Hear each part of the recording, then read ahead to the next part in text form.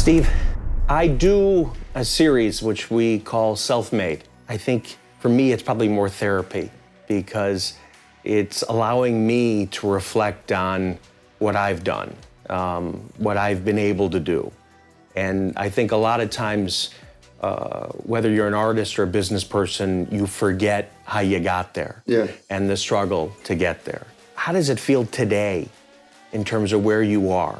What's the difference between today's feeling and what it was 20 years ago? Definitely, there's certain feelings that I don't have to worry about, obviously, from back in the day. Back in the day, it was like, I needed to pay rent. I needed to pay the day-to-day costs of, of what a struggling artist would have to, consider that, to get by. Debt and all those issues that actually majority of people have to deal with. When you're trying to strive for a creative pursuit, you still need to worry about 2 other jobs to make sure that you have the space to be able to do something creative. I'm so grateful that now I focus entirely on my art. My creative pursuit is my business. I was able to do, I guess that was a dream that I was able to fulfill.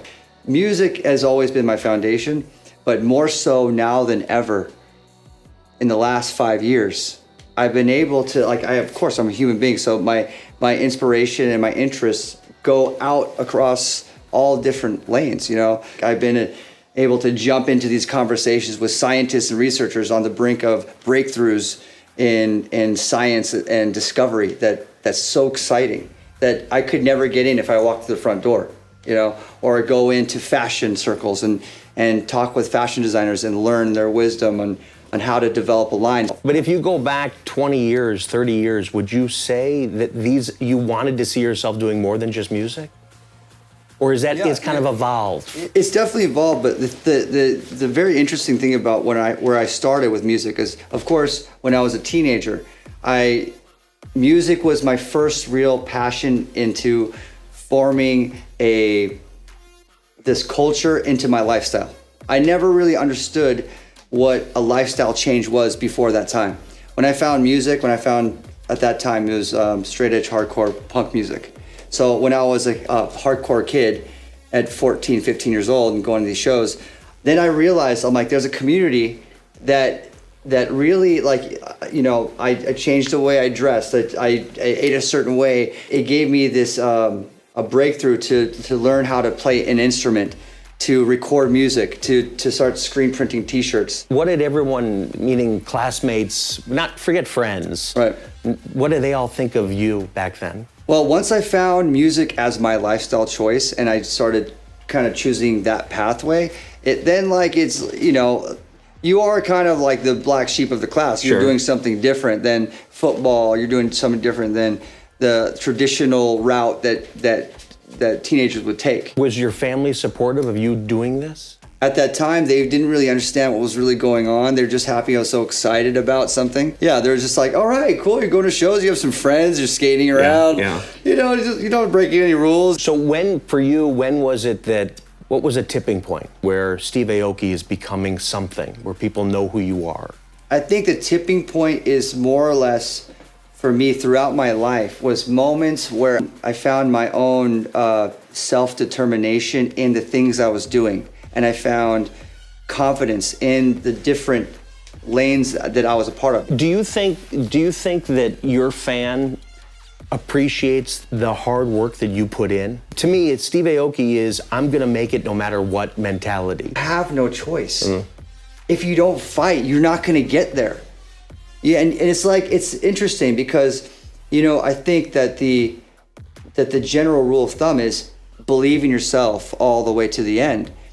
And sometimes you might have to just be like, this isn't gonna work. Yeah. And when you think about it, every business, there's always like the successful few that really make it, that fought their way, that did everything they possibly could to get there, right? Yeah. But there's also all these other people that could have done the same thing, but they didn't make it. Yeah. And I think the answer really lies all up in here and all up in your own passion and your own belief. I will do whatever it takes to get there, even if I lose everything I got. And you really have to believe that. It's like with music, because it found me in a position where it wasn't about money. It wasn't about anything. So I'll do whatever I have to do. I remember when I was in college, I was working for a deli, delivering just horrible fried foods around town on my bike, and I was working at a call center, and then later I was working in a restaurant. And the whole time, my main goal was to put on these shows in my living room, to play my music, and to start this label. Sure. And do my college, you know? So I was doing those three things so I can support what I really love to do. Sure. When do you think 300 shows a year is going to slow down? It's okay. So what's crazy is that when you say, I'm like, damn, that's a lot of shows. Yeah. When you're in the mode, and when you're able to bring everything that you do, that you love to do in your life on the road with you, it doesn't feel like you're on tour forever. It just feels like part of life. Who was the first person that gave you the break of a collaboration with you? My first single, I was putting on shows in LA, and will.i.am was always showing up at my parties. will.i.am was always there and is always supportive. And I said, I'm finally making my first original song, and I would love for you to be on it. I would love for you to rap on it and do your thing on it. And he was down because we're so close, you know, in our nightlife world.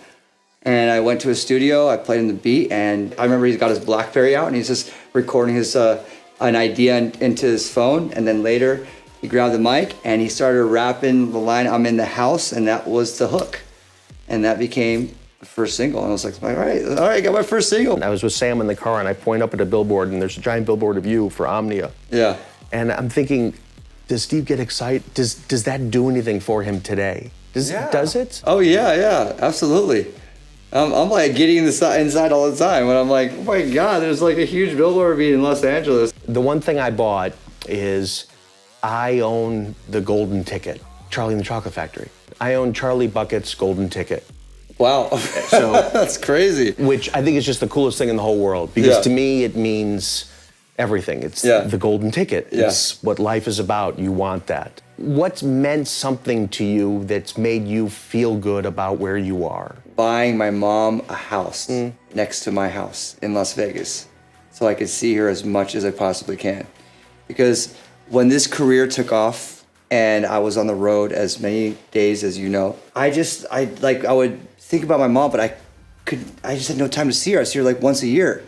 And then time just flies by. And then your mom is just older and you missed out on so many memories, just so many valuable memories that mean the world to me. With new artists that you're adding to the label, what do you tell new artists today, whether it's on your label or an up-and-coming artist today?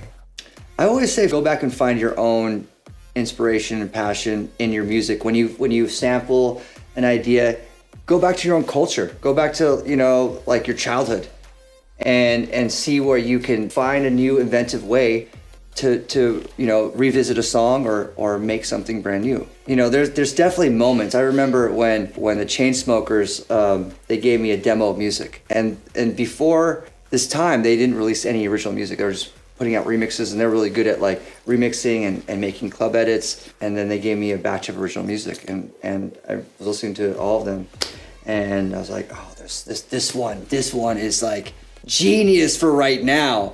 And it was Selfie. We primed it and we put it out that time, and you know, sometimes you get those gems from people where they're like, all right, you know, it's either I'm gonna go back to my past and find something that defines who I am, and I'm gonna put that in music, or I'm gonna take a cultural reference of what's happening and, you know, put my treatment, my music to it and put that out, and sometimes it's one of those cross-cultural smashes. As somebody in the industry, are there places that to you have taken it to a different level? Vegas is the hub of where DJs, hold all the residencies. If you made it in the DJ world, you go to Vegas and you have a residency.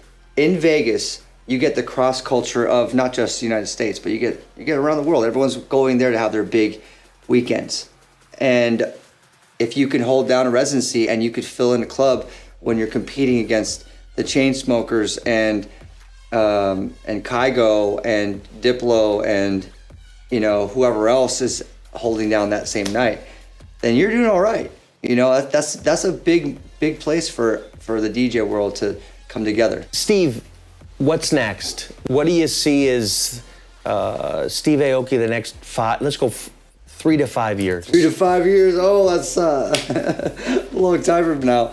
Well, I'm getting more and more into investing future tech companies and in that world, and so I know I'm going to be venturing in that space a lot more. Do you ever feel like you're going to run out of an idea for music? Never. No. I mean, I'm the luckiest guy in the world because I travel the world. I meet so many people. I'm involved in so many different cultures, and I'm literally like a walking human sampler. I'm listening and I'm just soaking in culture and sounds and styles and everything I possibly can wherever I go.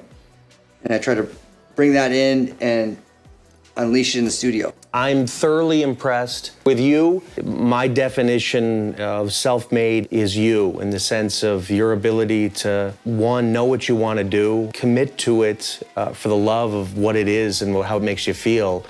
And then 3, you're seeing the success, and it's enabling you to do everything you want to do. And that, to me, is the pinnacle. To be able to be creative and unique and fight harder than everybody. So for being self-made, cheers. Thank you very much. All the best. Cheers.